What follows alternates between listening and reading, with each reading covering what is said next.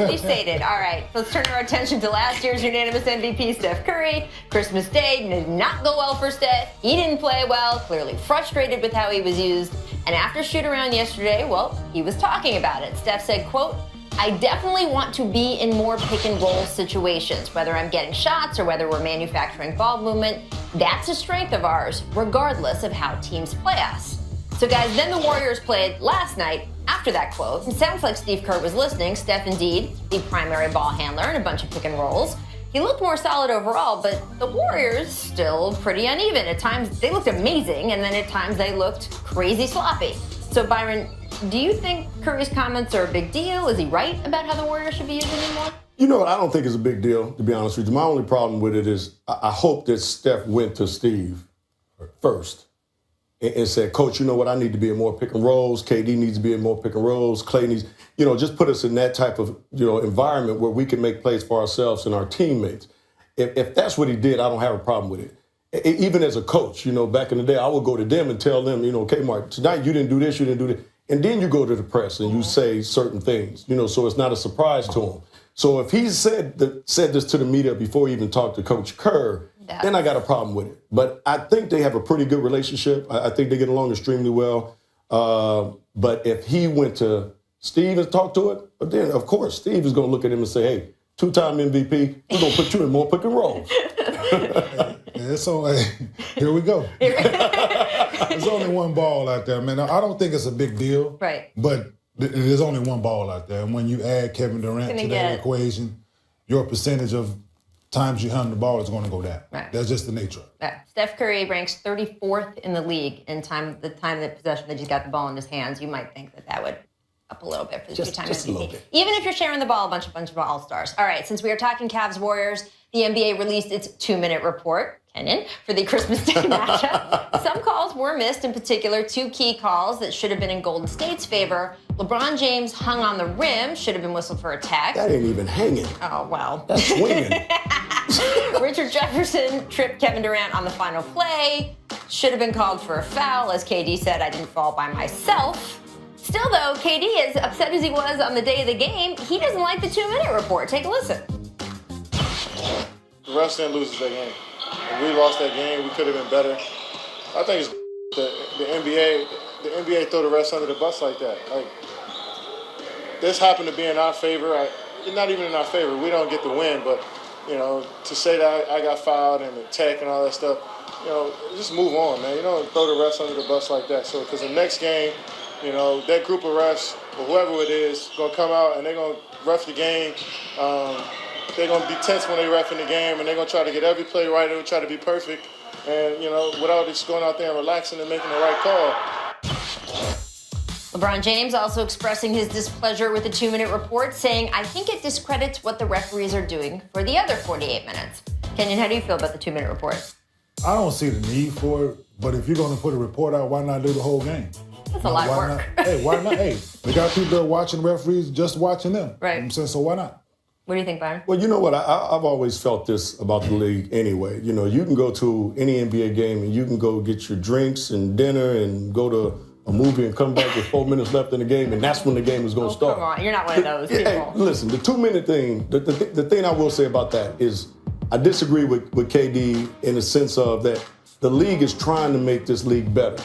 And they're trying to put a little bit more onus on the referees to get it right. So just like players, we hold you guys accountable when you don't do certain things. The referees are being held accountable for missing calls. So for putting them on blast, I don't have a problem with that. Well, they're showing fans that they're holding them accountable. Exactly. And frankly, as someone who has covered other leagues, like, I don't know, the NFL, I can tell you that when the league pretends that everything its officials do is right, and people have eyes, and we all have replay, and we can see that it's not true, you lose confidence in the league and the officials. So at least to have someone from the league office saying, hey, we know that these human beings aren't perfect, because they're not. Right. And we know that they got this wrong, and we are trying to do this better. I think that's a good thing. I like that as a fan. Well, with all this modern day technology, it won't be that hard to get it done, to watch. To get it quick and to do the 48-minute report. But the game ain't really on the line to the last 4 minutes. I understand that, but why say anything? But you know what? Like you said, but why say anything then? I agree with you there. But Their job is to be as perfect as they can be as a referee. Yeah. And in order for them to be that way, sometimes you got to put them on blast. There you go. There you go. All right, we're going to take a break, but when we get back, we will ask Kenyon if his son can beat him in one-on-one already. And wait until you see the video. This is a valid question. First, though, here's our distant replay put a bet up on this one, from this date in 1999, featuring our favorite distant replay guy, Vince Carter. The Raptors run the other way. Oh, no, you did not. In a game. 360. In a game. 360. In a game, one hand, then put it back up. Come on, man. Yes, Lord. We're going to have like Vince Carter month on the jump where we just have Vince Carter replays. I'm pretty sure you got enough to cover it. I don't know if y'all heard about this, but George Karl has a book coming out. It's been in the news just a little bit lately. And from what we can tell, it's pretty much a front cover and a back cover with a match and a can of gasoline. He takes shot after shot at all these different players that he's coached, and he's been just as inflammatory doing press for the book. Yesterday in New York Magazine, Karl said this, quote, "I was watching the Portland Trailblazers play, and I was trying to figure out what the hell is wrong with this team. My conclusion is that Damian Lillard is getting too much attention. I'm going to say Lillard is the problem. They were together, they were connected, committed as a team last year, and this year they're not." Okay, I'd just like to note here, Damian was on both this year's and last year's Trailblazers team, so I'm not sure how that even makes sense. But I don't need to argue with George over this because Terry Stotts did it instead last night, and it was amazing. I owe a lot to George. I got my start in coaching with George. I wouldn't be here if it weren't for him. He's a successful coach. That being said, if he wants to diminish his chances for the Hall of Fame, if he wants to undermine his chances to being a head coach again in this league, if he wants to settle old scores with GMs or players or whoever else, that's his prerogative. But when it comes to my team and my players, he needs to stay in his own lane. He doesn't know Damian Lillard. He doesn't know how coachable he is. He doesn't know what a great teammate he is. He doesn't know how much Damian cares about winning and how important he is to this franchise. And I thought his comments, however well-intended they may have been, which I don't understand, I can't tolerate. I mean, frankly, I feel much the same way Terry does. I don't understand what George is doing making all these comments. George is one of the winningest coaches in the history of the sport. We all really enjoyed working with him here at ESPN. He got a ton of support all around the NBA when he battled cancer twice. So why go burn all those bridges now? I like blunt talk as much as the next person, but there is a difference between telling it like it is and using coded language to reveal yourself as out of touch while you take cheap shots at people who trusted you. And make no mistake, that's what's happening here. In the excerpt from the book that got so much attention last week, Karl attacks Carmelo Anthony, Kenyon, J.R. Smith, calling them, quote, spoiled brats. He called Kenyon immature and insecure, and he wrote that, quote, Kenyon and Carmelo carried two big burdens, all that money and no father to show them how to act like a man. Now this morning on ESPN Radio, George sort of apologized for that last part. Take a listen. I said it poorly, and I'm sorry that I said it poorly. And I'm sorry for the reaction because I know Kenyon. The one thing I love about Kenyon Martin, he is a good father. George also said on ESPN Radio that, quote, sometimes when you take excerpts out of the book, it becomes not exactly what I said. I don't really understand that because, well, it's your book that you wrote. George also said he wants to get back into coaching, and to that I have to say, I hope you like college basketball. Personally, I can't ever see him getting an NBA job ever again. Kenyon, I do want to start with you. You had a very angry series of tweets, and entertaining, by the way, right after the excerpts were released. You called George a coward. You called him awful. Talked about a lot of former players not liking him.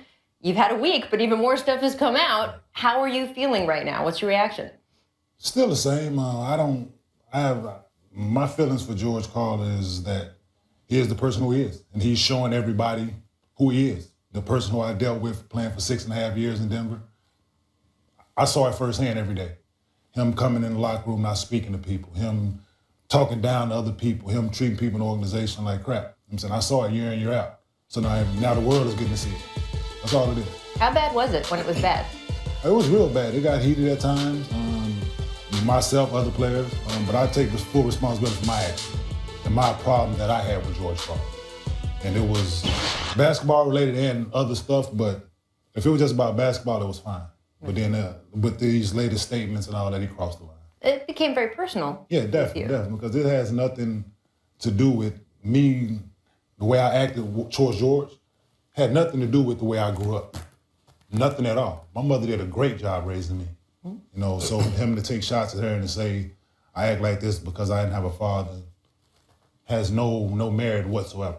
One might even say that you were able to rise from whatever you didn't have as a like, kid, yeah, like, and it's an accomplishment Definitely, but that you in were his able to eyes- succeed the way you were. Yeah, but in his eyes, it's not the case. You know, he looks at it as in a negative because he's a negative person, and that's who he is.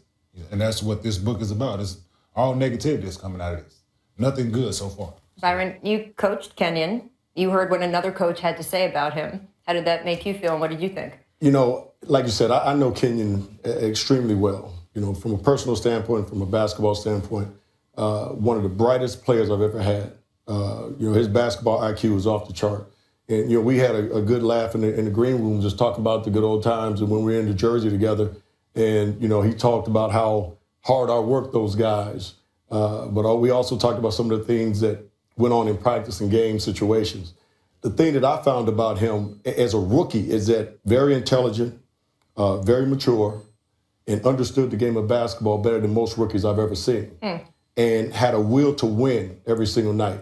We already talked about it. He wasn't the greatest practice player in the world. That was a pre-show conversation. That wasn't something that he liked doing on an everyday. But when the lights came on, popcorn. when the lights came on, We're not talking the about guy practice, wanted Coach. to compete. Yeah. But he did it. Yes. But he wanted to compete. Yes. You know, so when I read and heard all this stuff, you know, it was kind of like, you know, you just shake your head because I know him from a personal standpoint over the years. 16 years I've known this young man, and I've seen him with his kids, and I've seen him on that basketball court, and I know how genuine he is about his family and about the game of basketball. Now, he did say that he had a poor choice of words on the radio this morning. Does that count as an apology to you? Not at all, man. He's only saying something because of the reaction that he got. You know, if nobody would have said anything about the wording of the book or the excerpts that come out, then he would have been fine with it. He would have went on whenever the book comes out, sell his copies, get his residuals off of it, and everything would have been fine. So now he's trying to backtrack the statement saying he knows me. You don't know me. You never took the time to get to know me. You never asked me how I was doing, how my family's doing. You never asked to come meet me at dinner. So how do you know me? You only know what you think you know, and that's not a lot. And I assume he has not called you Not to at all. apologize Not or at anything all. like that. Not at all. Not at all. I mean, Byron, you're a little bit in this position because you are a coach who has seen and done a lot of things, and you are currently writing a book. Yeah. And you know the pressure that I assume publishers want to say, what do you got? What do you got? What do you got? Yeah. How does that, when watching what's going on with George Karl right now, how is that influencing you as you're writing right now? Well, you know what? It's still that code as a player and as a coach when you're in this league. That what happens in Vegas stays in Vegas. It's the same thing in the NBA. You know, things that happen in your locker room, things that happen between you and a certain player, it stays there. You know, and I'll go to my grave with all the stuff that I've had with being a player and being a coach, because that's just the way it's supposed to be. Now, in selling books, yeah, everybody wants to hear about the negativity, you know, the controversies, all those things sell books. And in the book that I have coming out, you might have one paragraph of something that I didn't like about a certain player. But that's it, because that's not the whole function of my book. George's book is obviously dealing with players, and like you said, if I looked at it and said, I guess he don't want to coach in the NBA ever again, because, you know, from some of the things he said about players and general managers and things like that, and ownership and franchise, I don't see you getting another job or another opportunity. But if this is the way he feels, that's the way he feels. But in my world of the NBA, you don't burn those bridges, and you leave those things in the locker room, or you leave them on the plane, or you leave them at home, or you leave them wherever you have to leave them, but you don't bring them out. It's just hard, too, because, I mean, look, whether you want another job or not, the NBA has given everybody involved with it so much, Unbelievable opportunity. right? That's right. And especially Absolutely. a guy who, when he was sick, I feel like a lot of people in this league rallied around And then him. with that said, Absolutely. when ESPN presented him with the award, I was the only person from the whole organization that came to Los Angeles to support him. The only person in the whole organization. And And then, then now this. And then, like, who's to say, like, what conversations he's had behind closed doors that don't come out? about myself, Right. about Carmelo. Right. And maybe after I left Denver, that's why I had a hard time getting a job after that. Right. You know, Lord knows who he had these conversations with. Right. Well, I mean, look, he does say, I mean, you said, oh, gee, I read this and I wouldn't think he wanted to coach again. He said on ESPN radio this morning, every day I wake up, I want to coach again, which is amazing. But he didn't say in the book. he didn't say NBA. Well- He just said every day I wake up I want to coach again. As I said, I don't think that's on the table anymore. But Kenyon, it was interesting listening to Terry Stotts because he brought up Georgia's Hall of Fame chances. Yeah. You are talking about one of the top 5 winningest coaches in NBA history. It should make him a shoo-in for the Basketball Hall of Fame. But I don't know, Kenyon, do you think that the way he's been trashing people around the game in this book, and by the way, he also said in the book that he brought up those old conspiracy theories about the NBA being rigged. I mean, he really took a torch to a lot of stuff. In my opinion, George is not deserved. George is not a good basketball coach, in my opinion. Really? He has wins. He's been blessed with talent over the years, but X's and O's and all. He knows that, but you have to be a complete basketball coach. You have to coach defense, special situations, getting to know your players, treating your players right. All that, in my opinion, all that plays a factor in order to be considered a Hall of Fame player, Hall of Fame coach. You know, things tarnish people's legacies. Look at Pete Rose. Pete Rose legacy been tarnished forever. He can't do anything to get in the Hall of Fame. Right. I think things like this that come out with George shouldn't be denied. Yeah, well, I mean, this obviously is not the same as gambling on the Not at game, all, but I but- will say but it's you're right because tarnished him. Yeah, Hall of Tarnished him, Fame no has matter an what he did. instruction to their voters saying they should exclude anyone who has, quote, damaged the integrity of the game. Definitely. So we'll have to see if Oh, they well. feel like this counts. Yeah. We have to take a quick break here. Oh, well.